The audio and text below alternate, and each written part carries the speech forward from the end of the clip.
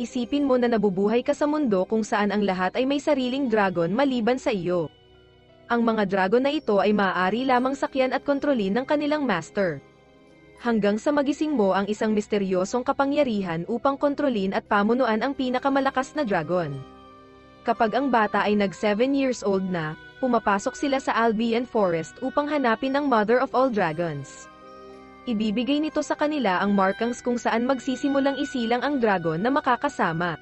Ang kwento ay nagsisimula sa isang mahiwagang lugar kung saan may isang batang babae at isang lalaki, si Ash Blake, na nakahiga sa isang tambak ng mga ugat at tangkay. Si Ash, na wala ng braso at malapit ng mamatay, ay nilapitan ng isang giant mythical dragon na naging isang magandang babae. Tinawag siya ng dragon na babae na isang hangal, dahil sa kanyang pagsasakripisyo para sa isang hindi kilalang babae, at iniisip niyang malungkot makita siyang mamatay sa ganitong paraan. Naniniwala ang dragon na babae na nararapat si Ash sa higit pa kaysa mamatay sa ganoong kaawa-awang paraan, kaya't lumuhad siya sa tabi niya, inilagay ang kanyang kamay sa dibdib ni Ash, at ginamit ang isang uri ng mahiwagang kapangyarihan upang pagalingin siya, na nagpabalik sa kanyang braso. Ang bagong braso ni Ash ay nagsimulang magpakita ng tato na mukhang dragon, na magagamit niya sa hinaharap. Matapos makakuha ng bagong tato, nagising si Ash sa isang kama sa isang lugar. Bigla, isang magandang babae na may pink na buhok ang lumapit at hinalikan ang kanyang braso na may tato at pati na rin ang kanyang dibdib. Nagpakilala siya bilang isang diyosa na si Navi. Sinabi niya kay Ash na ito ang kanyang unang ritual at kinakailangang seremonya para sa kapangyarihan na malapit ng mabuhay sa mundong ito. Ngunit nalito si Ash at nagtanong kung bakit siya nasa ibabaw niya na walang saplot. Bago pa siya tuluyang mabendisyonan nito, bigla siyang nagising at inisip na panaginip lang ang lahat. Tumayo siya mula sa kama at pumasok sa paaralan tulad ng dati. Nag-aaral si Ash sa Sullivan Dragonar Academy, ang pinakasikat na paaralan ng dragon. Dito, itinuturo sa mga estudyante kung paano mag-alaga ng mga dragon. May isang babae doon na si Jessica, sinabi niya sa mga kaibigan niya na papalapit na ang festival. Pagdating ni Ash, tinawag siya ng ibang estudyante bilang problema ng paaralan at pinag-uusapan siya ng palihim dahil sa masamang reputasyon niya sa academy. Nagtaka sila kung paano siya nakapasok sa academy, narinig ito ni Ash at nagalit, subalit pinigilan siya ng kanyang kaibigan na si Raymond at sinabihan siyang kumalma. Sinabi ni Raymond na hindi na siya dapat magalit agad tulad ng dati. Sinabi naman ng isa pang estudyante na si Max na kailangan nilang matutong kumilos ng maayos dahil senior na sila. Sa klase, ipinaliwanag ng guro na makakatanggap silang lahat ng tato sa kanilang braso na tinatawag na star brand. Ang markang ito ay simbolo na sila ay estudyante na maaaring makipag-partner sa isang dragon at patunay na sila ay mga dragon breeders. Sinabi rin ng guro na bawat marka ay tiyak para sa bawat dragon, kaya hindi maaaring alagaan ng ibang riders ang dragon ng iba. Sa ganitong paraan, bawat isa sa kanila ay natatangi. Pagkatapos ng klase, tinanong ni Raymond si Ash kung bakit siya lang ang nakakasakay sa mga dragon ng iba. Hindi niya maintindihan kung bakit si Ash lang ang exempted sa patakaran. Hindi rin alam ni Ash kung bakit siya ganito at gusto niyang malaman kung bakit mayroon siyang kapangyarihan na ito. Biglang dumating ang isang blonding babae na si Sylvia, isang prinsesa, na iniutos sa iba na lumayo sa kanyang daan. Nakita ito ni Raymond at sinabi na kahit maganda ang grado ni Sylvia, hindi siya nilalapitan ng ibang estudyante dahil sa pangit niyang ugali. Tinanong ni Ray si Ash kung sasali siya sa festival race, pero naalala ni Ash na wala siyang sariling dragon tulad ng iba. Habang nag-uusap sila, lumitaw si Rebecca, ang president ng third year sa paaralan. Minahal siya ng lahat dahil sa kanyang kagandahan, at gusto siya ni Ray. Sa training ground, hiniram ni Raymond ang kanyang dragon kay Ash para sa isang test fight sa klase.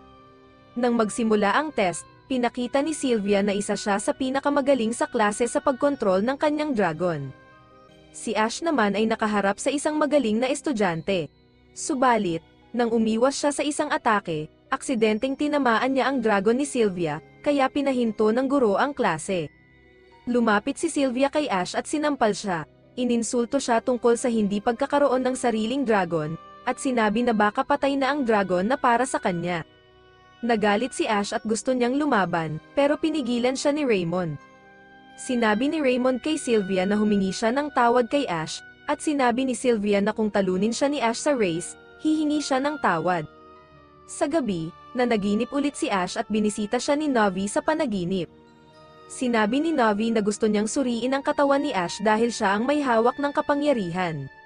Sinabi niya kay Ash na ito na ang huling gabi na magkasama sila bago siya magising. Kinabukasan, tinakpa ni Ash ang kanyang Dragonar tattoo ng mahabang benda para walang makakita. Dumating sila sa race at bago magsimula, nagbigay ng speech si Rebecca, ang pangulo ng Student Council, na ang mananalo sa race ay makakadate siya.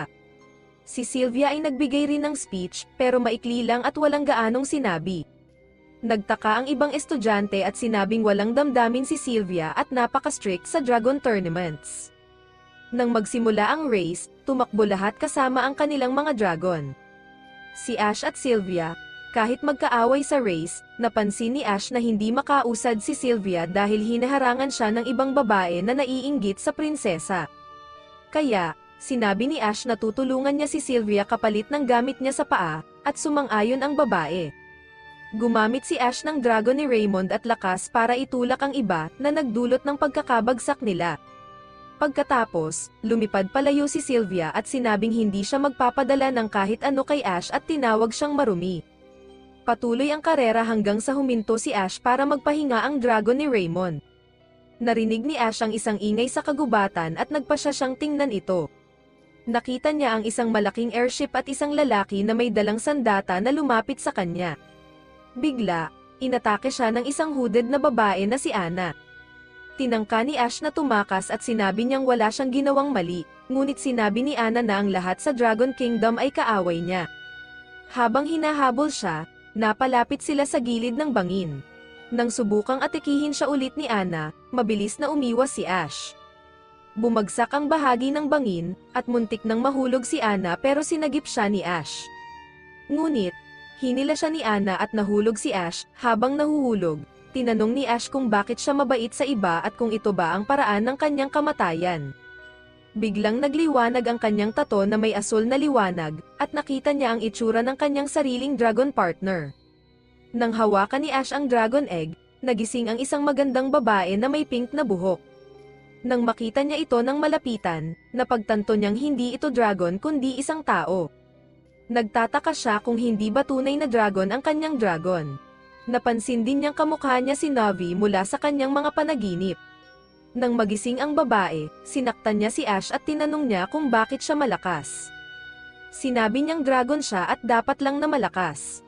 Inamin niyang siya ang partner ni Ash. Nang sabihin ni Ash na ituturing niya siya ng mabuti bilang kanyang amo, tinawanan siya ng babae at sinabing siya ang magiging amo ni Ash. Sa dorm, pinatulog niya si Ash sa sahig habang siya ang nasa kama. Sa gabi, kinagat siya ng babae. Nagtataka si Ash kung bakit siya ganito.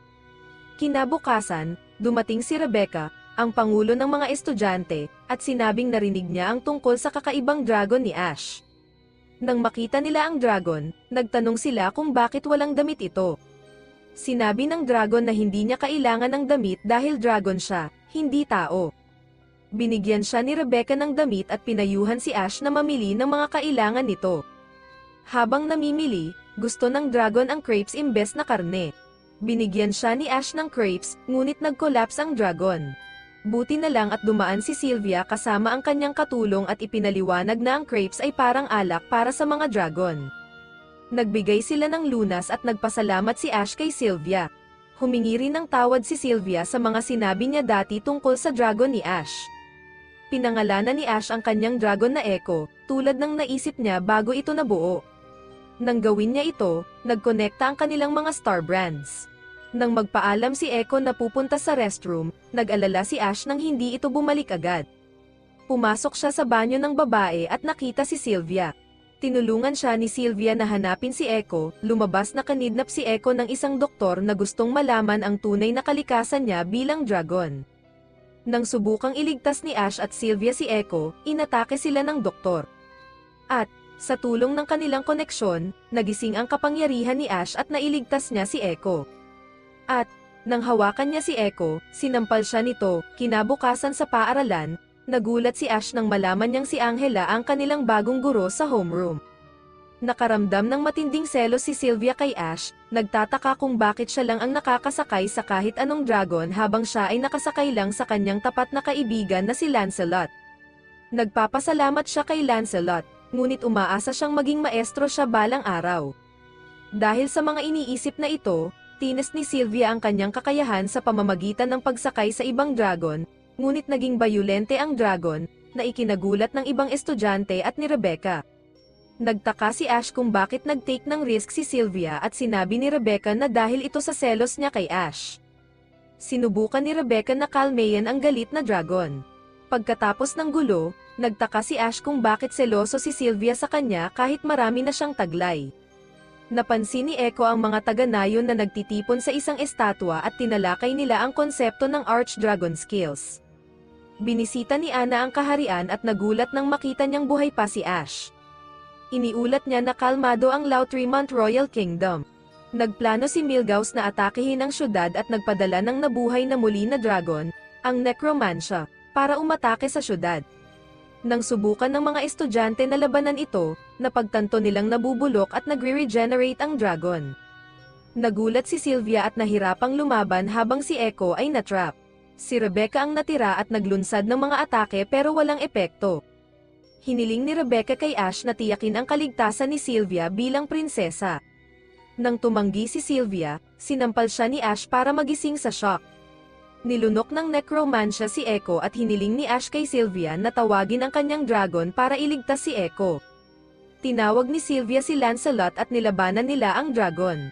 Sa loob ng lalamunan ng dragon, nakita ni Echo si Navi na nagpaliwanag ng kanyang nakaraang pakikisalamuha kay Ash. Nag-alok si Navi na gumawa ng arch para kay Ash kung makakalap si Echo ng kinakailangang shields. Gumawa si Echo ng peking arch para sa training, ginamit ito ni Ash para talunin ang dragon.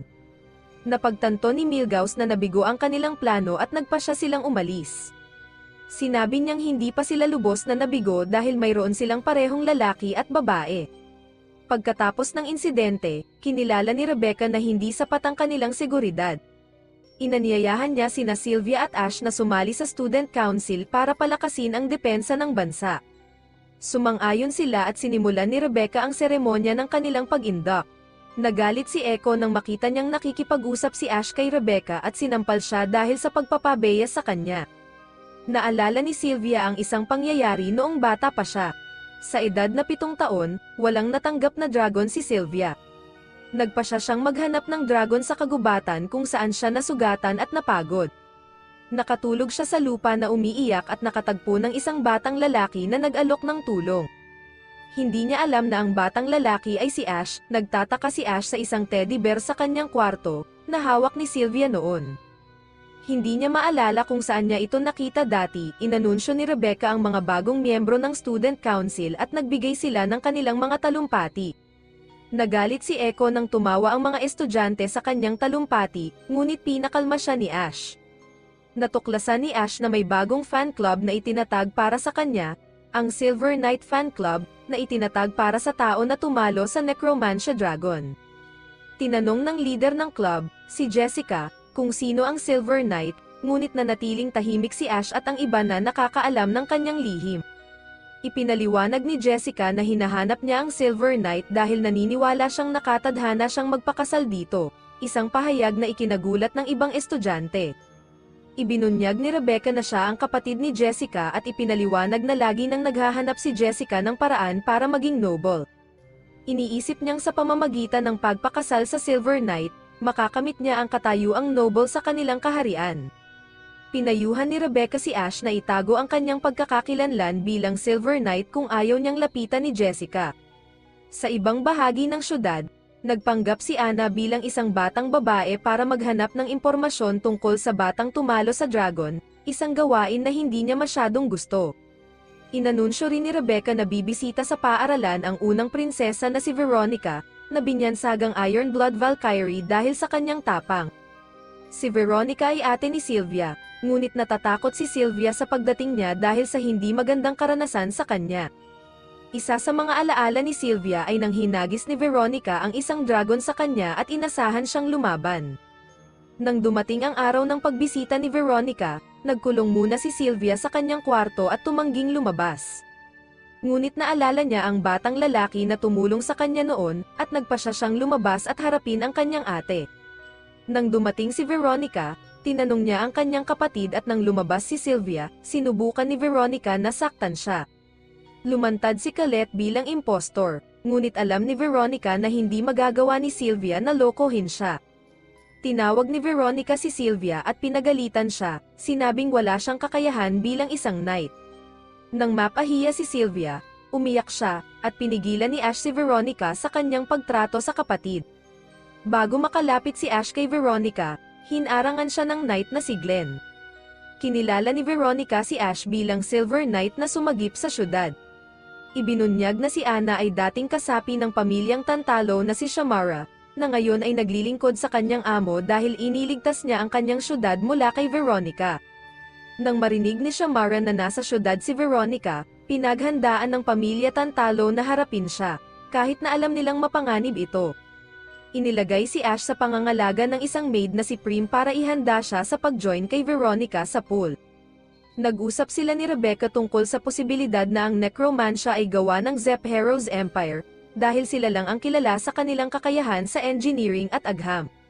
Bagamat hinala ni Veronica, kulang siya sa ebidensya para kontrahin ang Zep Heroes Empire, kaya't iniwan na niya ang ideyang ito. Sinabi niya kay Sylvia na dala niya ang isang panukalang kasal. Dahil na-execute ang kanilang kapatid na si Julius sa pagpatay ng isang dragon, walang tagapagmana sa trono. Pinayuhan ni Veronica si Sylvia na magpakasal at magkaroon ng anak na lalaki para maipagpatuloy ang kanilang lahi. Pinag-usapan ang tungkol kay Julius, bumalik ang mga alaala ni Sylvia tungkol sa kanyang kuya. Sinabi ni Veronica kay Sylvia na magpapakasal siya kay Glenn, isang kaibigan ni Julius at knight ni Veronica. Hindi ito nagustuhan ni Sylvia, ngunit alam niyang hindi siya makakalaban sa kanyang ate. Muling ipinagtanggol ni Ash si Sylvia dahil sa pagsasabi nito na ito ay walang silbi. Kinabukasan, sa isang kompetisyon, nakaharap ni Sylvia ang pinakamalakas na dragon ng paaralan, si Kuchuane, na pal ni Rebecca. Nasaktan si Sylvia at dinaluhan siya ni Ash. Dumating si Glenn na may mensahe mula kay Veronica na hindi dapat samahan ni Sylvia si Veronica sa susunod na araw, sa halip ay dapat siyang magdasal sa St. Valerie Temple. Hiningi ni Veronica kay Sylvia na mag-isip ng paraan para matulungan ang kanilang pamilya. Tinanong ni Sylvia si Glenn kung gusto niya siyang pakasalan, ngunit sinabi niyang gagawin niya kung anuman ang utos ni Veronica. Nang gabing iyon, nagplano sina Rebecca at ang ibang miyembro ng student council na samahan si Veronica kinabukasan. Sinabi ni Rebecca tungkol sa isang babaeng nagngangalang Avdaa na umatake kay Veronica at kung gaano ito kadelikado. Kinabukasan, nagpunta si Sylvia sa library at habang nagdarasal, narinig niya si Jessica na nagdarasal para mabuntis ng isang knight. Nagkaroon ng diskusyon sina Sylvia at Jessica nang dumating si Avdaa kasama ang kanyang dragon at mga mandirigma. Ipinakita ni Avdaa ang bomba na dala niya sa templo at ang kanyang balak na sirain ito. Hiniling ni Avdaa ang ulo ni Veronica bilang ganti. Tinanggihan ito ni Veronica at sinabing hindi siya sasuko sa terorista. Nagmungkahi si Jessica kay Sylvia na magpanggap siyang prinsesa para mailigtas si Sylvia. Nilapitan ni Jessica si Avdaa at nagpakilalang siya ang prinsesa. Tumanggi si Ash na hayaang bombahin ni Veronica ang templo at iminungkahi ni Veronica na makipagnegosasyon si Ash kay Avdaa habang gumagawa si Echo ng arch para sa kanyang depensa. Habang ginagawa ang plano, pumunta si Ash sa templo para kumbinsihin si Avdaa. Nakita rin si Anna na bihag sa templo. Kinilala ni Ash na hindi balak ni Avdaa na magdulot ng gulo, ang tunay niyang layunin ay hanapin ang kanyang nakababatang kapatid. Nang magingay ang bata kasama ni Anna, tinangka ni Avdaa na patayin si Anna. Hindi makapanood si Sylvia ng mamamatay habang naroon siya, kaya't lumabas siya at nagpakilalang siya ang prinsesa. Sumugod si Glenn sa templo at nagkaroon ng labanan. Sa huli, nanalo sila sa laban. Ngunit napagtanto ni Jessica na si Ash ang Silver Knight at hiningi niya ito na siya'y buntisin, na tinanggihan ni Ash. Pagkatapos ng mga pangyayari, kinomfort ni Ash si Sylvia at inihatid siya sa kanyang kwarto sa kanyang likod, isang kilos na pamilyar kay Sylvia dahil ito rin ang ginawa ng batang lalaki na sumagip sa kanya sa kagubatan. Nang gabing iyon, sinubukan ni Jessica na abangan si Ash sa kanyang kwarto, ngunit pinaalis siya ni Ash dahil sa kanyang obsesyon. Dahil dito, tinanggal siya bilang presidente ng Silver Knight Club at sumali siya sa club ni Rebecca. Nakaharap din ni Ash si Avdaa sa kanilang paaralan. Sinabi ni Rebecca na si Avdaa ay pinadala ni Veronica para patibayin si Sylvia. 5 taon na ang nakalilipas, si Avdaa ay nagtatrabaho na para kay Veronica. Nang tanungin ni Ash ang tungkol sa motibo ni Avdaa, ibinunyag niya na hinahanap niya ang kanyang kapatid na si Shamara, na hindi niya alam na siya na ngayon si Anna. Pagkatapos ng kanilang adventure, bumalik si Veronica sa kanyang syudad. Samantala, nakuha ni Anna ang trabaho sa kantin ng paaralan at nagtatrabaho doon bilang isang waiter. Nakaranas si Echo ng kakaibang panaginip kung saan nakaharap niya ang isang dragon na kahawig ng necromancia. Sa panaginip, sinakal siya ng dragon at tinawag siyang anak ni Evelyn. Dahil dito, hindi makapasok si Echo sa paaralan at nagpahinga sa bahay. Papunta sa paaralan, nakita ni Ash ang kanyang kaibigang si Raymond na nagbalita tungkol sa isang paparating na camp para sa napiling mga estudyante. Sa assembly, nang tawagin ang pangalan ni Lucas Serran, nagreklamo ang ibang estudyante. Nagtaka si Ash kung bakit hindi gusto ng iba si Lucas at tinanong niya si Raymond. Ipinaliwanag ni Raymond na si Lucas ay miyembro ng Student Council, kilala sa kanyang lakas at talento. Ang dahilan kung bakit ayaw ng iba na sumama siya sa camp ay dahil hindi siya pumasok sa paaralan sa loob ng 3 buwan. Pagkatapos ng anunsyo, ibinunyag ni Rebecca na may karapatan siyang pumili ng isa pang estudyante para sa camp at pinili niya si Ash. Nagulat si Ash at tinanong siya kung bakit, lalo na dahil wala siyang tradisyonal na dragon na masasakyan tulad ng ibang estudyante. Sinabi ni Rebecca na kahanga-hanga ang kanyang kakayahan at ang tulong ni Echo, at naniniwala siya na kailangan ni Ash ng karagdagang pagsasanay na maibibigay ng camp. Naputol ang kanilang usapan nang may natuklasang sunog sa kwarto ng estudyante na si Lucas. Nang puntahan ito ni Rebecca, natagpuan nilang natutulog si Lucas sa isang kabaong. Ibinunyag ni Rebecca na si Luca ay Anadia na may dragon partner na si Gavin, ngunit sa nakalipas na 3 buwan, hindi siya makakonekta kay Gavin. Kahit na tinanong ni Rebecca, sinabi ni Luca na walang pagbabago sa kanilang sitwasyon. Naawa sila sa kanya ngunit tila hindi nila matulungan ang kalagayan niya. Sinabi ni Rebecca kay Ash na ang problema ay naputol ang astral flow ni Gavin kay Luca, kaya walang enerhiyang dumadaloy sa kanila. Samantala, patuloy na binabagabag si Echo ng kanyang paulit-ulit na panaginip, na nagdudulot sa kanya ng matinding stress. Sa huli, nagtiwala siya kay Ash tungkol sa nakakabahalang panaginip at sinikap ni Ash na aliwin siya. Sa isa pang pagkakataon, nakatagpo ni Ash si Luca sa Dragon Home kung saan sinubukan niyang kumonekta kay Gavin. Ngunit, agresibo ang reaksyon ni Gavin at tinaboy siya. Naawa si Ash kay Luca dahil naranasan din niyang hindi magkaroon ng partner. Upang matulungan si Luca na muling makakonekta sa kanyang dragon, kinonsulta ni Ash si Rebecca. Iminungkahi niya na subukan ni Ash na sakyan si Gavin para malaman kung bakit ayaw nitong kumonekta kay Luca. Pumayag si Luca na subukan ito, ngunit muli siyang tinanggihan ni Gavin, na nagdulot sa kanya ng malaking sakit. Habang pinapanood ni Echo ang pakikibaka ni Luca, tinulungan niya si Ash na ihanda ang kanyang arch at handa siyang harapin si Gavin. Nang subukang kausapin ni Ash si Gavin, inatake siya nito at nasira ang arch. Nagulat si Ash at naging panganib sa kanyang kaligtasan. Sinubukan ng ibang estudyante na iligtas si Ash, ngunit nang siya ay magising, naramdaman niyang nagkasala siya dahil hindi niya natulungan si Luca at Gavin. Sinabi rin ni Rebecca na baka hindi makadalaw si Luca sa training camp kung hindi niya makakonekta ang kanyang Dragon Pal. Mas determinado si Ash at humingi siya ng pahintulot kay Rebecca na pumasok sa hostel ng mga babae para kumbinsihin si Luca na subukang sakyan ulit si Gavin. Sumang-ayon si Rebecca sa kondisyon na samahan siya ni Echo. Bagamat hindi komportable si Echo sa sitwasyon dahil hindi niya maintindihan ang pagiging passionate ng mga tao sa isa't isa, sumama siya kay Ash. Binisita ni na Ash at Echo si Luca at kinausap siya ni Ash. Nakumbinsi ni Ash si Luca na subukan ulit na kumonekta kay Gavin. Samantala, dumating si Milgauss sa paaralan at nakipagkita kay Anna, na nagbigay sa kanya ng update sa kanyang investigasyon. Sinabi niya tungkol sa camp at plano niyang sumama bilang miyembro ng kantin ng paaralan. Sinabi ni Milgauss na alam niya ang lokasyon ng camp, ang Lake Allens, at binigyan niya ng awtoridad si Anna na sumama roon. Pagkatapos umalis ni Anna, nagsalita si Milgauss na nagulat siya na ang anak ni Evelyn ay muling nabuhay, hindi lang bilang dragon kundi bilang isang humanoid na dragon. Sa campsite, nagkaroon ng masayang araw ang mga estudyante kung saan nagsuot sila ng swimming suits. Nang gabi, lumayo si Ash sa grupo at nakatagpo niya si Luca na desperadong sinusubukang kumbinsihin si Gavin na payagan siyang sumakay dito.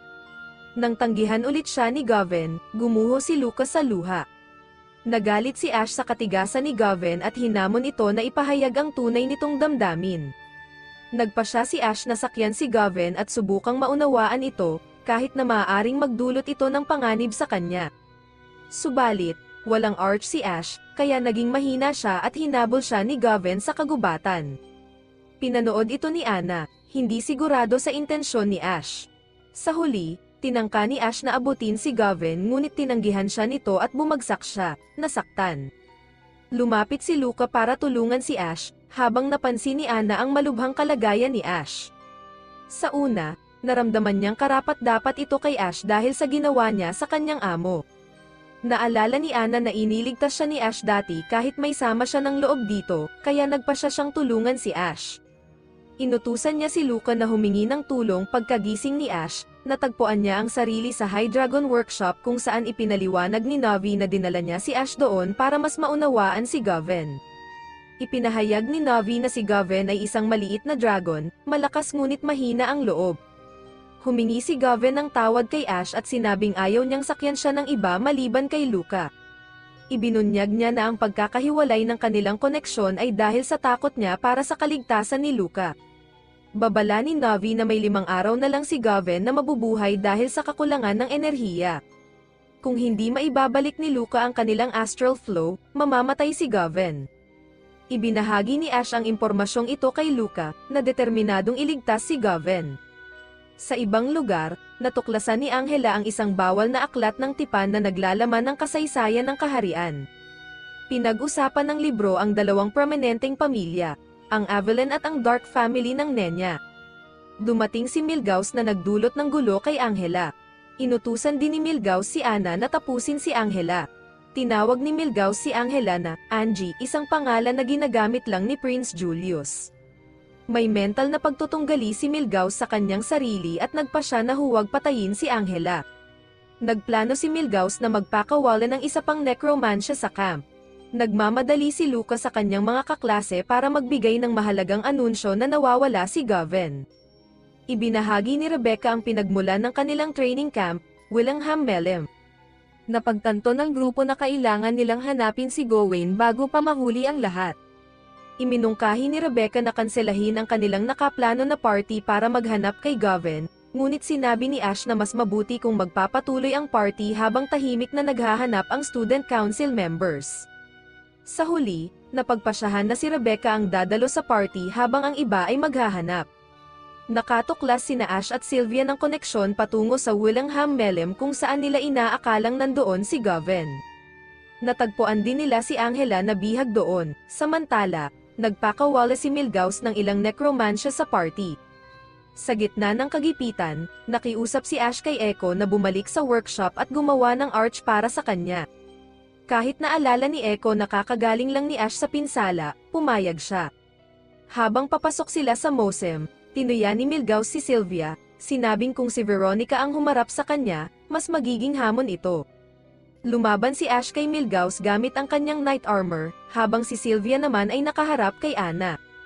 Sa labanan, nalaman ni Ash na gumagamit si Milgauss ng artificial hand.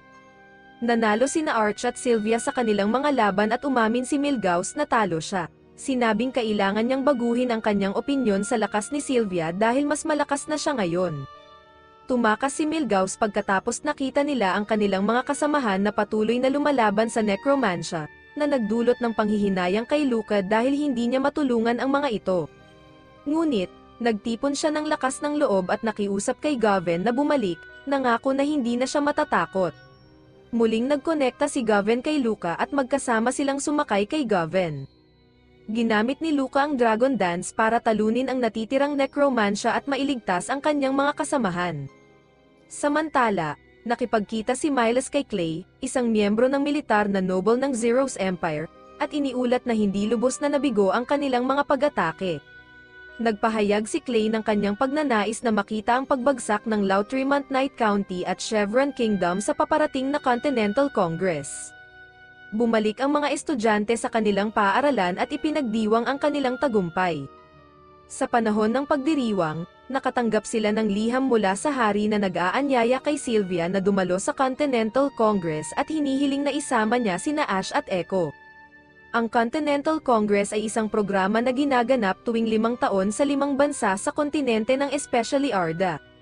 Pagdating nila sa palasyo, humiling ang hari ng pulong kay Sylvia at iniwan niya sina Echo at Ash sa pangangalaga ni Prim. Dinala sila ni Prim sa tour ng syudad at ipinaliwanag ang tungkol sa mga magagandang lugar sa kabisera. Sa pulong ni Sylvia sa kanyang ama, nagulat siya sa kanyang imbitasyon sa prestihiyosong programa. Sinabi ng kanyang ama na si Veronica ang nagrekomenda sa kanya, na ikinagulat ni Sylvia dahil hindi sila malapit ni Veronica. Tinanong din ni Sylvia ang tungkol sa kamatayan ng kanyang kapatid na si Julius sa kanyang execution, ngunit kinumpirma ng hari ang pagkamatay ni Julius. Nang umalis si Sylvia sa kanyang ama, napansin niyang nagbago ang kanyang kilos sa kanyang tanong at napagtanto niyang nagsisinungaling ang kanyang ama. Kinausap ni Ash at Echo ang hari, na binigyan si Ash ng titulo bilang drag owner kahit walang tradisyonal na dragon si Ash. Nag-aalangan si Ash na tanggapin ang titulo, ngunit tiniyak ng hari na si Echo ay natatangi at hindi dapat husgahan sa karaniwang pamantayan. Sa hapunan, tinanong ni Sylvia ang kawalan ng hari ng Zeros sa Congress, at ipinaliwanag ng kanyang ama na dahil sa katandaan, nagpadala ang hari ng Zephyros ng kinatawan. Nakilala ni Miles si Anna at Klaus, at ipinakilala niya si Anna kay Klaus. Ibinunyag ni Klaus na unang nakilala niya si Milgauss 10 taon na ang nakalilipas nang mawala si Milgauss ng kanyang braso at katayuan bilang noble. Plano nila gamitin ang isang sistema para buhayin muli si Echo sa kanyang tunay na anyo bilang dragon at inatasan si Anna na kidnapin si Echo. Nang gabing iyon, nanaginip si Sylvia tungkol sa unang necromancia na umatake sa kanilang paaralan. Nang magising siya, nakonekte niya ang necromancia sa dragon ng kanyang kapatid. Nagpa siya si Sylvia na imbestigahan ang mga labi ng dragon ng kanyang kapatid at doon niya nakita si Veronica. Ibinunyag ni Sylvia ang kanyang hinala tungkol kay Julius. Napagtanto nila na nawawala ang abo ng bawat batang dragon, kasama na ang kay Merid. Nagmakaawa si Veronica kay Sylvia na huwag ipaalam sa iba ang impormasyong ito para maprotektahan ang reputasyon ng kanilang pamilya. Sa paghahanda para sa Mask Festival, tinulungan ni Prim si Echo na magbihis, ngunit tinanggihan ni Echo ang bawat isa at humingi ng iba pa. Sinabi ni Prim kay Echo na hindi siya maaaring magmukhang tunay na tao at hindi siya maaaring makasama kay Ash dahil mag-aasawa si Ash at magkakaroon ng anak, at may iwan si Echo. Nagdulot ito ng kalungkutan kay Echo at tumakas siya na nasasaktan. Samantala, ibinahagi ni Sylvia kay Ash ang kanyang mga alalahanin tungkol sa kanyang kapatid na si Julius at ang papel ng kanyang ama sa kanyang eksekusyon. Inamin niyang hindi niya alam kung paano haharapin ang sitwasyon, ngunit gusto niyang malaman kung si Milgauss ba talaga ang kanyang kapatid. Pinayuhan siya ni Ash na huwag mag-alala at diretsahang tanungin si Milgauss. Nagpapasalamat si Sylvia sa kanyang payo at niyakap siya. Napansin nila na nawawala si Echo, nagsimula sina Prim at Ash na maghanap kay Echo.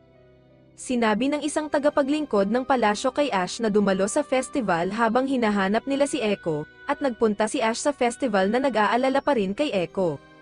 Sa kanyang pagkagulat, nakita niya si Milgauss sa festival at hinarap ito. Nagtanong si Ash kay Milgauss tungkol sa kanyang presensya, at inangkin ni Milgauss na ito'y kaso ng mistaken identity. Dumating si Klaus at inihayag na siya ang kinatawan ng hari at si Milgauss ay naglilingkod sa kanya. Pinigilan ni Sylvia si Ash sa pagtatanong pa at humingi ng paumanhin kay Klaus kahit alam nilang pareho na nagsisinungaling siya. Pagkatapos sumayaw kasama si Ash, hiniling ni Milgauss na sumayaw si Sylvia kasama siya. Sinubukan ni Sylvia na tanungin si Milgauss para malaman kung siya ba talaga ang kanyang kapatid, ngunit iniwasan ni Milgauss ang kanyang mga tanong. Pagkatapos ng sayaw, nagalit si Milgauss at sinabing hindi dapat magtanong habang sumasayaw. Ibinahagi ni Sylvia kay Ash na hindi niya nakuha ang malinaw na sagot, ngunit napansin niyang katulad ng sayaw ni Milgauss sa mga tao mula sa kanilang kaharian.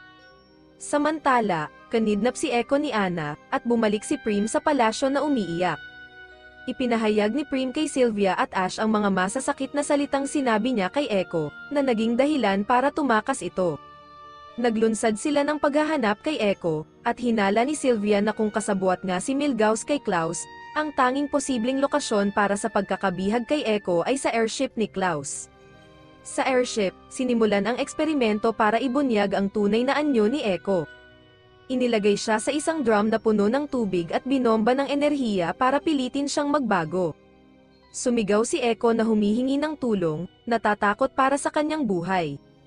Nang makita ng mga siyentipiko na hindi nagbabago si Echo, pinataas nila ang output ng enerhiya sa pinakamataas na antas. Humantong ito sa labis na pagbabago ni Echo na nagresulta sa kanyang pagiging isang ganap na babae. Nang mabasag ang eggshell, tumakbo ang mga maestros patungo sa kanya at yumuko bilang paggalang. Samantala, nakipagkita si Veronica kay Milgauss at kinausap siya tungkol sa kanyang tunay na pagkakakilanlan. Inalis ni Milgauss ang kanyang maskara at kinumpirma na siya nga si Julius. Ngunit inamin niya na bagaman katawan ni Julius ang kanyang ginagamit, ang espiritu na nasa loob niya ay si Marid, ang pal ni Julius. Inihayag niya na siya ang tunay na tagapagmana ng Dark Kingdom ng Nalia. Lumabas na si Echo ay reinkarnasyon ng prinsesa ng Avalon, habang si Marid, bilang tagapagmana ng Nenya, ay nagnanais na kontrolin ang county. Sa huli, naganap ang isang malaking labanan kung saan nagtagumpay si Ash. Nagising siya sa kanyang kama kasama ang kanyang mga kaibigan, na nagbalita sa kanya na tumungo ang espiritu ni Marid sa silangan. Nang matapos ang labanan, nagpahayag si Echo ng kanyang pagnanais na maging higit pa sa kaibigan o pal ni Ash, gusto niyang maging kanyang kasintahan, tinanggap ni Ash ang kanyang damdamin at nagselyado ng kanilang relasyon sa pamamagitan ng isang halik. Sa wakas, inilunsad ni Abatcha at ng iba pang knights ang isang raid sa barko ni Klaus, kung saan natuklasan nila si Anna at napagtanto ni Abatcha na si Anna ay ang nawawala niyang kapatid na si Shamara.